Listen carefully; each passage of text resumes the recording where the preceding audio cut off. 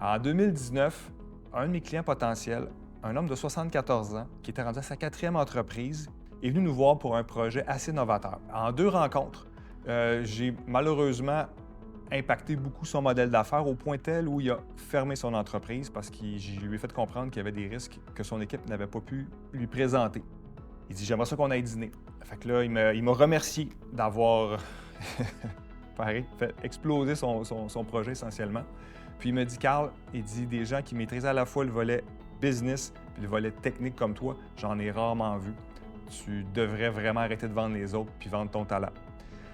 Donc, en 2020, j'ai parti ma firme de consultation pour offrir quelque chose de vraiment nouveau dans le marché. Bonjour, je me présente, Carl Robillard, CPA, président de Conseil Stratège TI, une firme qui aide sans biais les dirigeants et les dirigeantes à planifier, définir et exécuter leur transformation numérique.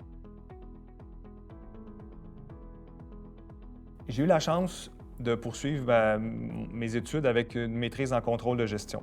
Le contrôle de gestion, essentiellement, c'est utiliser les bonnes informations pour faciliter la prise de décision. Évidemment, vous comprendrez que système d'information, technologie de l'information et information pour la prise de décision, j'ai dit le mot information 3 fois. Donc, c'est très en symbiose tout ça.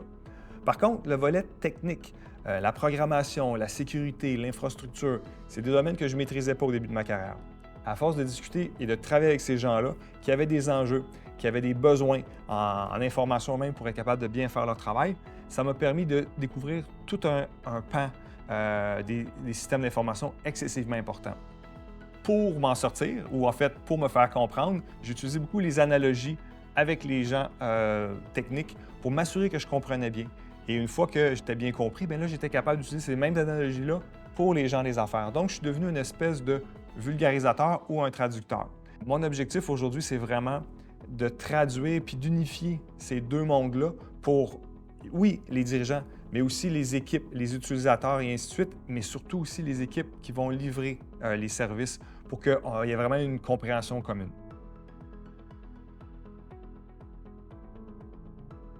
Mon quotidien, à quoi ça ressemble? Bien, d'abord, la consultation, c'est une question de savoir, de savoir-faire et surtout de savoir-être. On travaille avec les humains. Des fois, on a des messages pas nécessairement simples à passer ou qui peuvent même froisser les gens. Donc, être vraiment empathique, avoir un savoir-être impeccable est excessivement important.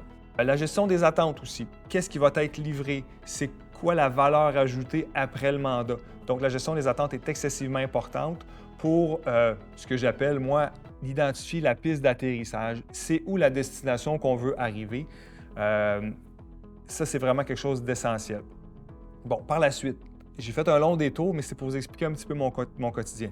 Mon quotidien, évidemment, ça va être de rencontrer des gens, comprendre leurs enjeux, comprendre l'écosystème dans lequel ils travaillent, animer des ateliers avec des gens pour arrimer une compréhension commune de la réalité, parce que vous comprenez que chacun a une perspective différente sur une même réalité. Donc, d'uniformiser la compréhension, c'est quelque chose d'important. Évidemment, par la suite, la rédaction de rapports, la présentation de nos conclusions, puis par la suite, bien, il y a une question de formation, parce que souvent, ce qu'on se rend compte, c'est que les gens, ils veulent aller de l'avant, mais il leur manque des connaissances ou il leur manque des petits trucs. Donc, des fois, on va les coacher ou on va les former. Puis évidemment, bien, pendant les 2 à 3 ans que peuvent durer une transformation numérique, bien, l'idée, c'est de pouvoir les accompagner et les coacher pendant tout ce processus-là. On me demande souvent à quoi ressemble la progression de carrière comme consultant. Bon, évidemment, comme je l'ai fait moi-même, j'ai été consultant pour des organisations. Donc, ce qui est vraiment intéressant, c'est que vous êtes vraiment encadré, il y a des gestionnaires de projet, il y a les équipes des ventes qui vous supportent et ainsi de suite. Donc, c'est une belle façon de commencer sa carrière. Plus tard, certains vont développer des expertises pointues, ils vont se lancer vers être des consultants indépendants. Donc, essentiellement, c'est d'offrir ces services soi-même directement à des organisations. C'est un peu plus stressant parce que justement, bien, les mandats commencent et se terminent. Donc, ça peut être très salvateur pour certains, très stressant pour d'autres. Donc, certains vont rester toute leur vie comme consultants dans le cadre d'une organisation et c'est très bien. L'autre option, la troisième, c'est de partir sa firme de consultation comme j'ai fait. Pourquoi? Bien, essentiellement parce qu'on a une approche différente, on veut faire les choses à notre façon. Puis, on veut En plus d'être indépendant, bien, on veut grossir notre équipe pour aider le maximum d'organisations. Donc, c'est essentiellement ça qui est arrivé dans mon cas. J'étais consultant indépendant et maintenant, j'ai décidé de grossir mon équipe, pas par plaisir pécunier, mais simplement pour pouvoir aider le maximum d'organisations parce que tout seul, bien, j'y arrivais pas.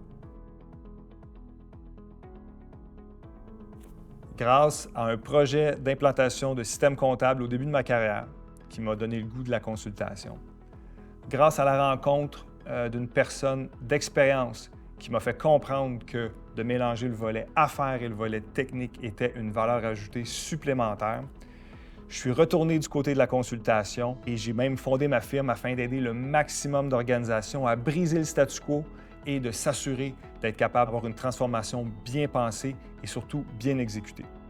Maintenant, avec l'équipe, j'ai la chance d'aider de nouveaux consultants à adhérer à cette vision-là et d'aider le maximum d'organisations. Aider le maximum d'organisations, c'est exactement ce que les CPA aiment faire. Sur une note un peu plus personnelle, je voulais aider les gens. Au début de mes études, je pensais à la médecine ou la psychologie. Maintenant, avec le recul, je me rends compte que d'aider les organisations avec des systèmes efficaces aide énormément chacun et chacune des personnes dans l'organisation. Et ces personnes-là, grâce à des bons systèmes, terminent à temps leurs tâches et vont auprès des gens qu'ils aiment le soir, la fin de semaine. Et honnêtement, ça a tout autant de valeur. Donc, s'il vous plaît, osez votre carrière en consultation.